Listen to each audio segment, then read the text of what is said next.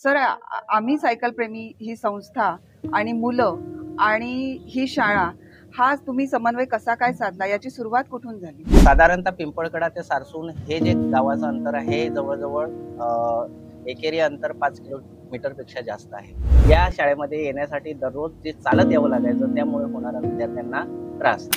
अपेक्षित एवढं शैक्षणिक साहित्य आहे ते शैक्षणिक साहित्य देऊ शकत नाही। त्यांच्या चेहऱ्यावरचा आनंद, त्यांचे भाव तुम्ही टिपलेत। या मागचं खरं यश हे आम्ही सायकल प्रेमी फाउंडेशनचंच आहे असं मी म्हणायला हरकत नाही।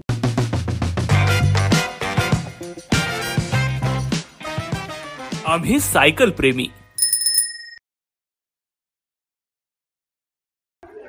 नमस्कार, मी सुप्रिया पुरी। आम्ही सायकल प्रेमी फाउंडेशनच्या सायकलवारी इंटरव्ह्यू सिरीजमध्ये आपल्या सर्वांचं मनपूर्वक स्वागत करते। जव्हार तालुक्यातील सारसून गावात आपण थेट पोहोचलेलो आहोत आणि या सारसून गावात आज आम्ही सायकल प्रेमी फाउंडेशनच्या सायक्लो एजू या उपक्रमाच्या 3ऱ्या पर्वाचे आपण सोहळा संपन्न झालेला आहे आणि या उपक्रमासाठी समन्वयक म्हणून पहिल्यापासून ज्यांनी आपली साथ लाभली ते आपले जयेश्वर गायकवाड सर आपल्यासोबत आता उपस्थित आहेत। मी त्यांचं आम्ही सायकल प्रेमी तर्फे खूप खूप स्वागत करते। सर, आम्ही सायकल प्रेमी ही संस्था आणि मुलं आणि ही शाळा हा तुम्ही समन्वय कसा काय साधला, याची सुरुवात कुठून झाली? मॅडम, मी गेली 10-12 वर्ष या जव्हार तालुक्यातील आदिवासी बहुल भागामध्ये काम करतोय। मी ज्या ठिकाणी काम करतोय ती शाळा जिल्हा परिषद प्राथमिक शाळा पिंपळकडा आहे। त्या ठिकाणी इयत्ता 1ली ते 5वीचे विद्यार्थी शाळेमध्ये शिकतात। ते विद्यार्थी इयत्ता 5वी शिकल्यानंतर आमच्या पूर्ण ग्रामपंचायतमध्ये जिल्हा परिषद माध्यमिक शाळा सारसून ही इयत्ता 10वी पर्यंत शिक्षण देणारी शाळा आहे। मग इयत्ता 5वी पास झाल्यानंतर ते विद्यार्थी या शाळेमध्ये येतात। साधारणतः पिंपळकडा ते सारसून हे जे गावाचं अंतर आहे हे जवळजवळ एकेरी अंतर 5 किलोमीटर पेक्षा जास्त आहे। मग या विद्यार्थ्यांना दररोज या ठिकाणी शाळेत येण्यासाठी पायपीट करावी लागायची। दररोज मुलं येऊन जाऊन खूप थकायची। मग कधी कधी न कळत शाळेला दांडी मारायची आणि शाळेला दांडी मारत असल्यामुळे बऱ्याच वेळा शाळेतले जे शिक्षक असायचे ते शिक्षक मला विद्यार्थ्यांना घेण्यासाठी घरी यायचे, शाळेमध्ये यायचे, मला फोन करायचे आणि फोन केल्यानंतर परिस्थिती अशी व्हायची, मी जेव्हा त्या मुलांच्या घरी जायचो तेव्हा काहीतरी केविलवाणी आणि उदासीन अशी उत्तरं मिळायची। पण त्या मागचा फक्त मूळ कारण एकच होतं की यासाठी या शाळेमध्ये येण्यासाठी दररोज जे चालत यावं लागायचं त्यामुळे होणारा विद्यार्थ्यांना त्रास। आता पाऊस पाण्यामध्ये जर का त्या विद्यार्थ्याने यायचं म्हटलं तर इथं येता येता पूर्ण तो मुलगा भिजून जायचा किंवा मुलगी भिजून जायची आणि भिजलेल्या अवस्थेमध्ये या ठिकाणी त्यांना बसावं लागायचं आणि त्याच्यामुळे विद्यार्थी बरेचसे आजारी पण पडायचे। त्यामुळे आमचे मित्र सन्माननीय विकास धनवडे सर यांच्या मार्फत सन्माननीय प्रज्ञा मॅडम आम्ही सायकल फाउंडेशन यांच्याकडे आमचा संपर्क झाला आणि संपर्क झाल्यानंतर मॅडमांशी बोलणं झालं। मॅडम म्हणाले की आम्ही या ठिकाणी असं असं कार्य करतोय। गेली 2 वर्ष आम्ही या ठिकाणी अतिशय चांगल्या पद्धतीने ठाणे जिल्ह्यामध्ये काम केलेलं आहे। तर यावेळी जव्हार तालुक्यामध्ये काम करण्याचा मानस आहे आणि त्या दृष्टिकोनातून मॅडमांनी वेळोवेळी फॉलोअप घेतला। श्री दीपेश दळवी सर आणि त्यांचे सहकारी या ठिकाणी आले, त्यांनी प्रत्यक्ष वस्तुस्थिती बघितली आणि वस्तुस्थिती पटल्यानंतर त्यांनी या ठिकाणचा सर्व सर्वे केला आणि सर्वे केल्यानंतर या शाळेमध्ये येणाऱ्या 50 विद्यार्थ्यांना सायकल देण्याचा त्यांनी मनोदय व्यक्त केला आणि आज मला खरंच खूप आनंद होतोय की त्यांनी दिलेला शब्द आज उद्यापासून आमचं शैक्षणिक सत्र चालू होतंय आणि शैक्षणिक सत्र चालू होण्याच्या अगोदर आम्ही विद्यार्थ्यांना मदत करणार हा जो त्यांनी मला दिलेला शब्द होता तो 100% खरा ठरला। त्याबद्दल मी संस्थेचं खूप खूप आभार व्यक्त करतो। या अगोदर आम्हाला अशा छोट्या मोठ्या कधी मधी मदत झाली पण एवढी मोठी कधी मदत झाली नव्हती। तर या ठिकाणी आज सर्व विद्यार्थ्यांना मॅडमच्या संस्थेतर्फे जवळजवळ 314 विद्यार्थ्यांना शैक्षणिक किट उपलब्ध झालं, 50 सायकली उपलब्ध झाली। मुलांच्या ज्ञानामध्ये वाढ मिळण्यासाठी बरचसं पुस्तकं उपलब्ध झाली, याचबरोबर पंप उपलब्ध झाले, थोडाफार विद्यार्थ्यांना खाऊ देण्यात आला। याबद्दल मी खूप खूप संस्थेचं आभार व्यक्त करतो आणि निश्चितच मी संस्थेला परत एकदा विनंती करू इच्छितो की जर का भविष्यामध्ये त्यांनी या भागामध्ये कार्य करण्यासाठी इच्छा व्यक्त केली तर मी माझं 100% योगदान देण्यासाठी तयार आहे. संस्थेने देखील या आदिवासी बहुल भागामध्ये काम करावं अशी मी मनस्वी इच्छा व्यक्त करतो. पण एवढ्या मोठ्या प्रमाणात मदत हं. आणि ह्या सारसून जव्हार तालुक्यातल्या सारसून गावात हं. ही तुमच्या शाळेला पहिल्यांदाच लाभलेली मला वाटतं मदत असावी आम्ही हो, सायकल हो. प्रेमीतर्फे. या ठिकाणी छोट्या मोठ्या संस्था यायच्या, पण या ठिकाणी आताचा जो 314चा आकडा आहे आणि चांगल्या क्वालिटीच्या बॅग, पुस्तके, कंपास, वही, त्याच्यानंतर इतर लहान मुलांसाठी चांगल्या वेगवेगळ्या शैक्षणिक साहित्य हे माझ्या माहितीप्रमाणे पहिल्यांदाच मॅडमच्या संस्थेमार्फत देण्यात अच्छा. आलेलं म्हणजे आहे. तुमची गरज ओळखून हो, त्याप्रमाणे हो, हो. दर्जेदार हो, साहित्य हो. तुम्हाला आज कारण मिळालेलं की आहे. दरवर्षी मॅडम काय होतं, आमच्याकडे काही आश्रमशाळा आहेत. आश्रमशाळेमध्ये जे विद्यार्थी जातात, हं, त्या विद्यार्थ्यांना आश्रमशाळेतून वह्या, पुस्तकं वगैरे मिळतात. हं. जे विद्यार्थी जिल्हा परिषदेच्या शाळेमध्ये येतात, यांना शासनाकडून कोणत्याही प्रकारच्या अच्छा. वह्या वगैरे हां. उपलब्ध होत नाहीत. हं. फक्त आपल्याला शासनामार्फत एक गणवेश, 2 गणवेश मिळतात. त्याच्यानंतर पाठ्यपुस्तकं हं, मिळतात. हं, आणि तुम्ही विचार करा, जर एवढ्या लांबून विद्यार्थी हातामध्ये दप्तर घेऊन येत असतील, तर इथे हं, येता-येता खूप थकून जातात. हं, तर या संस्थेमार्फत जी आम्हाला दप्तर आणि इतर शैक्षणिक साहित्य, हं. वह्या, ह्या वह्यांच्या मार्फत खूप मोठी मदत झालेली आहे.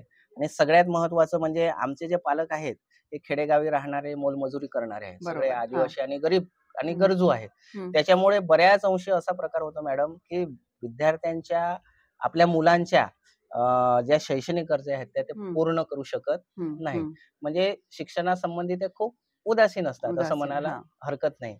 आणि बऱ्याच वेळा काय होतं, की ते विद्यार्थ्यांना, आपल्या मुलांना अपेक्षित एवढं शैक्षणिक साहित्य आहे, ते शैक्षणिक साहित्य देऊ घेऊ शकत शकत नाही. नाही. हां. आता मी माझंच उदाहरण सांगतो, की माझ्याकडे 5वी पर्यंत जरी विद्यार्थी असले, तरी साधारणतः 4थी-5वीच्या विद्यार्थ्यांना हं. कंपास असणं अपेक्षित आहे. बरोबर पण आहे. एकाही विद्यार्थ्याच्या बॅगेत कंपास मिळत नव्हता. आणि हा सरकारकडून दिला जात नाही कंपास हां. बॉक्स. नाही, नाही, नाही. म्हणजे ह्या संस्थेने जे साहित्य हो, दिलंय ते हो, हो. तुम्हाला सरकारकडून मिळणाऱ्या सामानाव्यतिरिक्त जे आवश्यक आहे, अत्यावश्यक आहे, हो, हो. तेच सामान तुम्हाला या संस्थेकडून मिळालं. मिळालेलं हो, आहे. बरोबर? हो. जसं सर आता बोलले त्याप्रमाणे या सारसून गावात एवढ्या मोठ्या प्रमाणात 50 सायकल आणि 315 शैक्षणिक किट देणारी आम्ही सायकल प्रेमी ही पहिलीच संस्था ठरलेली आहे आणि याबरोबरच या संस्थेकडून या सायकलची देखभाल व्हावी या दृष्टीने सुद्धा काळजी घेण्यात आलेली आहे आणि 5 एअर पंप सुद्धा त्यासोबत शाळेला मदत म्हणून देण्यात आलेले आहेत आणि त्याबरोबरच विद्यार्थ्यांना अवांतर वाचनाची सुद्धा सवय लागावी याची देखील दखल या संस्थेने घेतलेली आहे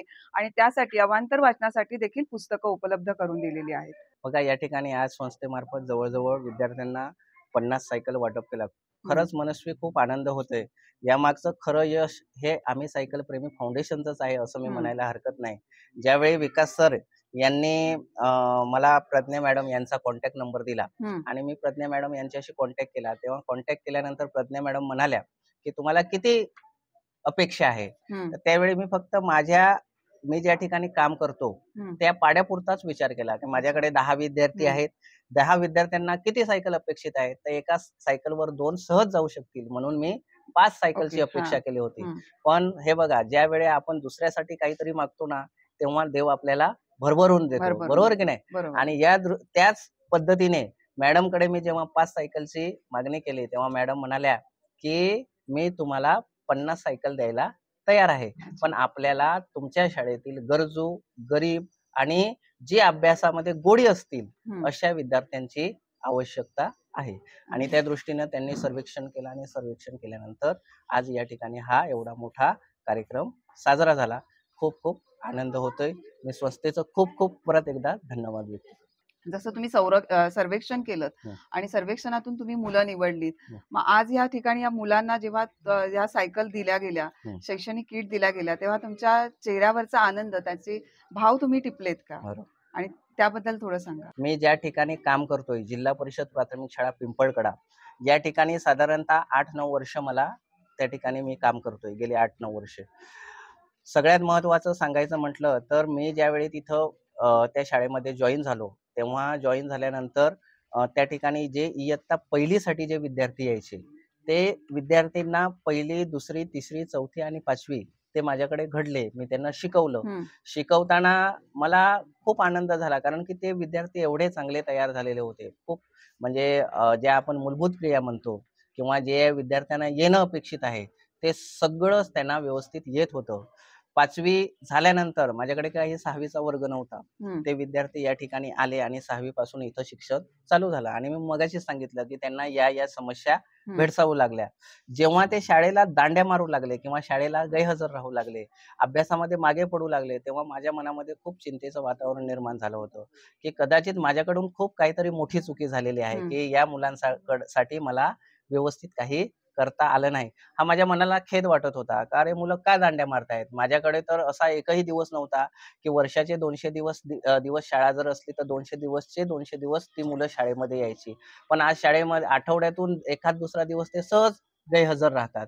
तर त्यामुळे मनामध्ये चिंतेचं वातावरण निर्माण झालेलं आहे.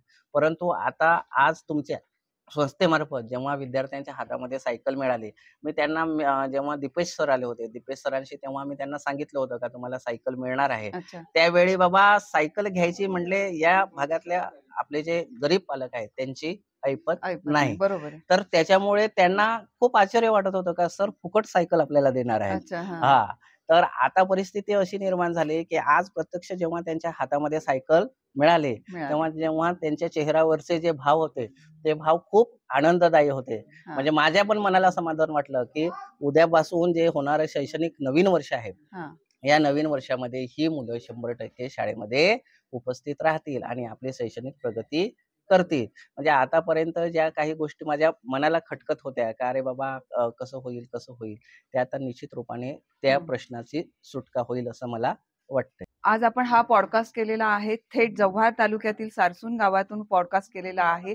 तर हा पॉडकास्ट आपल्याला कसा वाटला याबद्दल आपण आम्हाला नक्की कळवा, आपल्या प्रतिक्रिया आम्हाला पाठवा आणि या चॅनेलला नक्की सबस्क्राईब करा, लाईक करा आणि शेअर करा. फिट रहा, हिट रहा.